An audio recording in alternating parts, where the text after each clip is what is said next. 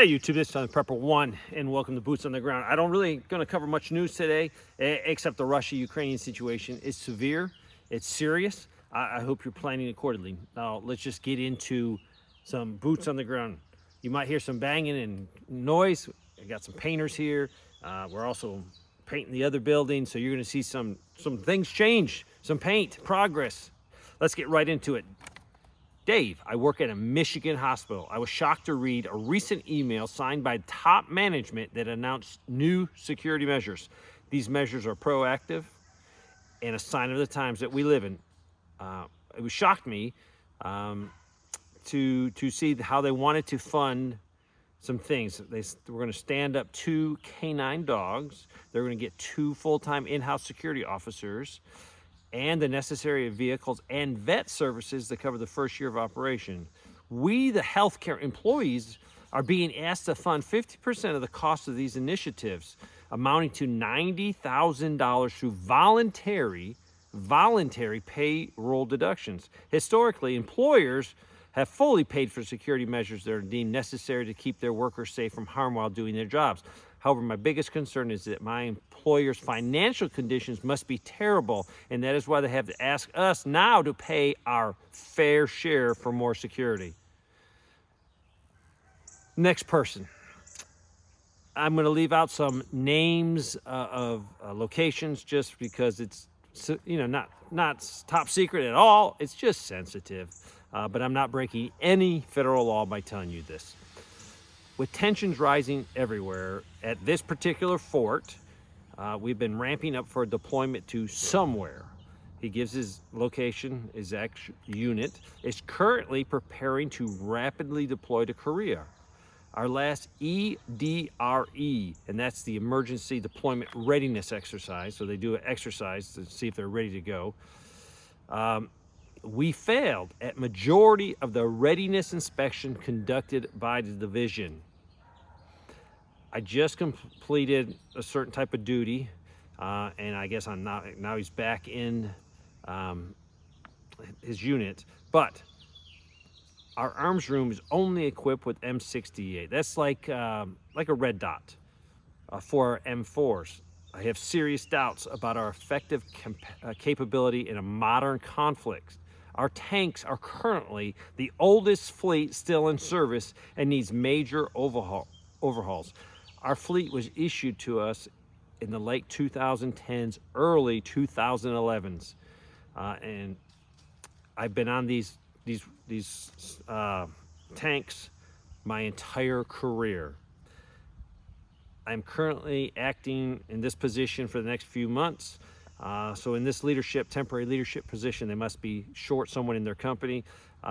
He says our staff sergeants for our platoon sergeants, most of them are newly promoted and ill-trained to lead troops in combat. Please keep us in our prayers. That would be greatly appreciated. If you have any words of advice, I'd be all ears to them as well. I get a lot of reports from guys in the military that has said the standards have collapsed, readiness has collapsed. We're not ready to fight a war involving what's going on in Ukraine and Russia. Remember, Russia has had serious practice now for years. They're ready to go. They know what works and doesn't work. And they learned this the hard way.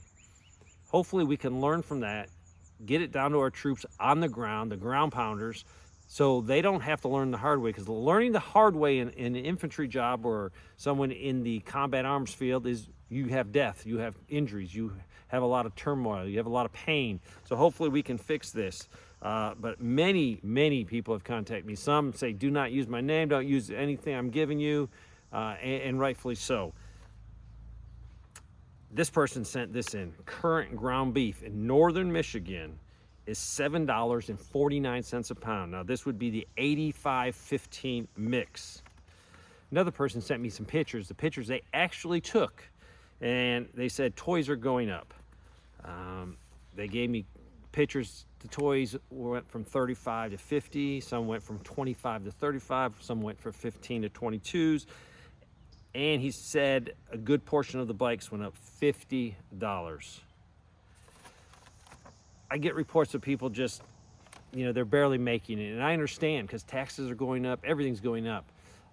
Then some people say, hey, Dave, I see people are spending money like crazy and doing things. So there's areas of the country that are doing good. But what I'm trying to figure out is maybe the people that have been spending a lot of money and doing really well, maybe they're using credit cards. Maybe they're just trying to keep that lifestyle that they're used to up, and it's really not a true lifestyle. It's all going to come crashing down when they got to pay the bills.